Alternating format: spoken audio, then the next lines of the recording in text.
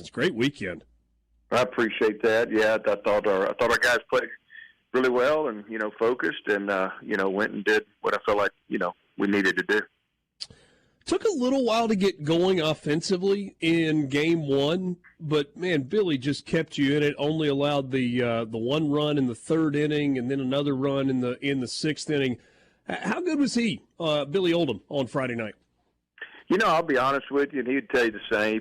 He didn't have his best stuff that night, but he pitched and just kept him off balance, pitched to contact, didn't have as many strikeouts. I think he had 11 last Friday, only 3 on this one. So it wasn't quite as much separation, but he was still very efficient because he throws strikes, he moves the ball around and all that stuff. And I thought he did a great job. And, a mark of a good pitcher is being able to, win games or give you a chance to win games when you don't have your best stuff. I think it's Ben McDonald, I've heard say this before, said about 10% of the time you're going to have your best stuff. About 10% of the time you just can't find it at all. It's that 80% in between where you got to go out and be a pitcher that kind of defines who you are. As you've worked with a bunch of guys through the years, do you kind of subscribe to that philosophy?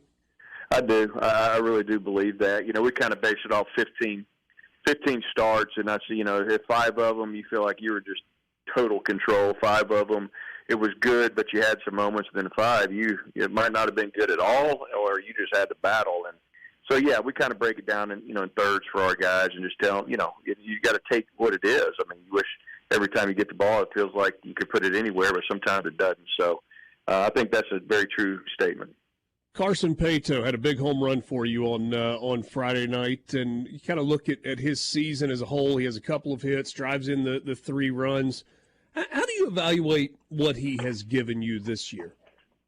Well, I think he's doing what we grew accustomed to in 2022. He had a just fabulous redshirt freshman campaign, and then last year, critics would say it probably wasn't as good, and he would say it too, and as he wanted to be or could be. So I think he's coming around, and I think he's got 11 home runs or something like that, and hitting around 276, which he would tell you wish that's higher, but man, he's been clutch. He's come up with some big hits for us for sure. So a close win on Friday, and then you just pull out the whipping stick on Saturday. 6 in the first, 6 in the second, 5 more in the fifth. You get 3 hits from McIntyre in the leadoff spot, 3 from Ozzie in the 2-hole. Slade Wilkes goes 4 for 5. I mean, what a day offensively. Yeah, it became very contagious. It was kind of that first inning started. They kind of helped us a little bit, to be honest with you, with an error or two to get some traffic and extend an inning. And then Matthew Russo hit a big grand slam in that first to instead of being up 2-0 and after 1 you go up 6-0, and then second inning comes back around. It's just the same old thing. Lead off hit. Another one. I mean, it just became contagious. So the guys really swung the bats well that day for sure. And then that kind of carries over into Game 3 of the series, where you again get off to a fast start with 3 in the top of the first. Ozzie Pratt, man, 5 for 6, 3 driven in, 3 runs scored, had a double in the ball game, had a triple in the ball game. What a day for him! Yeah, he was lights out. And Ozzie's been good all year for us. He's been very steady and. He was a perfect fit for us, and we're so thankful that he chose to come here. Once he decided to leave BYU, but he's a great ball player. How about 7 hits for Dalton McIntyre in that leadoff spot this weekend? And he's done it all year. It's something. He's it's a flat swing with great hand-eye coordination. So that's a good combination. Only 1 error across the 3 games, and this is a couple of weeks in a row, Coach, where you've played clean baseball. You've not given much away to the other team, and you correct me if I'm wrong on this, but I feel like this is a little bit of a departure from maybe some of the issues that you had defensively early in the year. Do you feel like your guys have gotten better defensively? I do. I think they've really settled in. I think our catching. We got 3 freshmen back there toting the load, and man, they've grown. And I made a comment to our coach, Coach Brewer, who works with them the other day. He's done a fabulous job. Because we got 3 guys, and they're all young, but they can go back there and handle a game and do it well. And amongst other places in the field, and guys are just, I think we just kind of found space, the right places for them and stuff. And so it's been good, and knock on wood, hopefully that'll continue. We talk about this because it's the world that we live in, but I'm guessing if you're a coach, you can't live online, you can't live on Twitter, you can't live on message boards. And here's what I mean by that.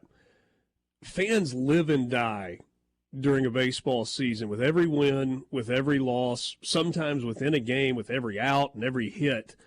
It really is a long season, and it's kind of a roundabout way to say it feels like the best teams that are out there get better as the season goes along. I guess I'm just kind of curious, if you back away from it a little bit, what do you see in terms of growth from beginning of the year to where you are now?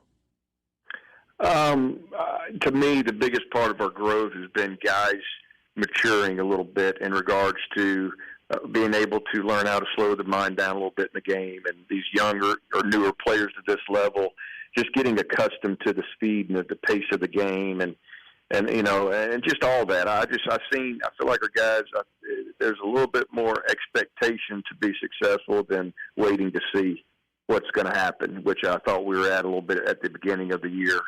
And and that's when you have such a new group. I think you got to find that. You got to find that rhythm and trust and stuff. And I think the leadership's been great internally, and that's grown, and I think that's helped a lot too. Well, I was going to say, maybe you addressed it there at the very end. Why do you think that happened? Is it because of guys that have kind of picked it up from a leadership standpoint?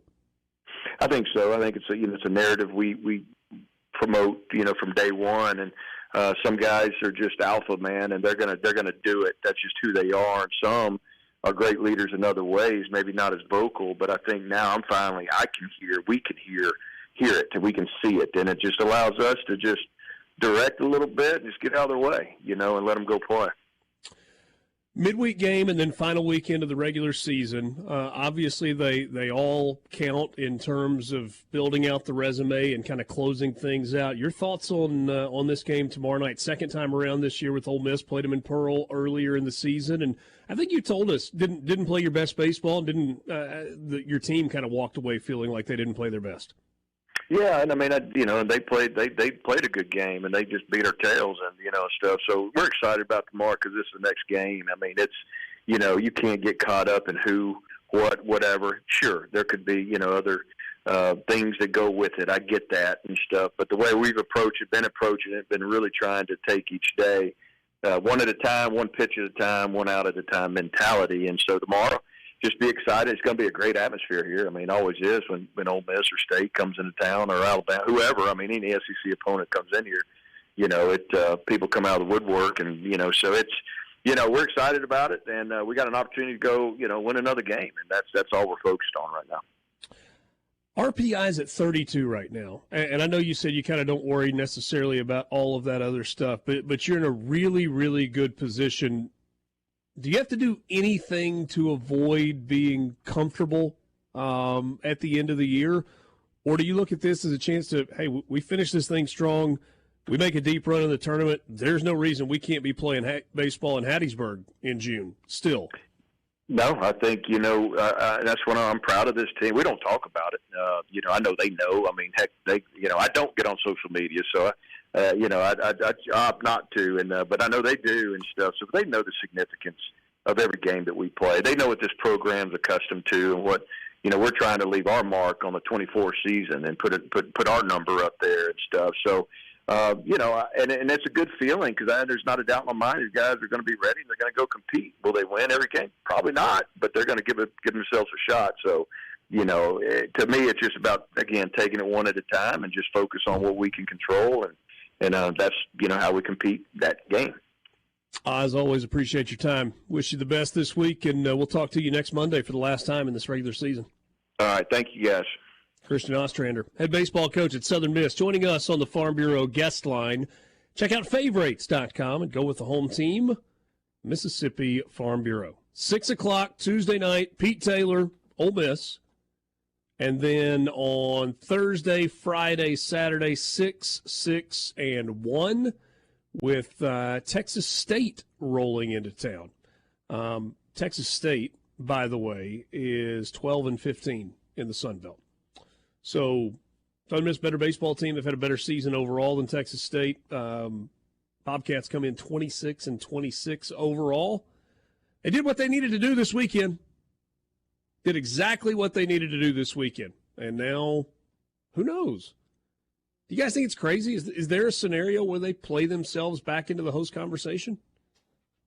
I mean, it takes a crazy good run, doesn't it? It starts tomorrow, yeah.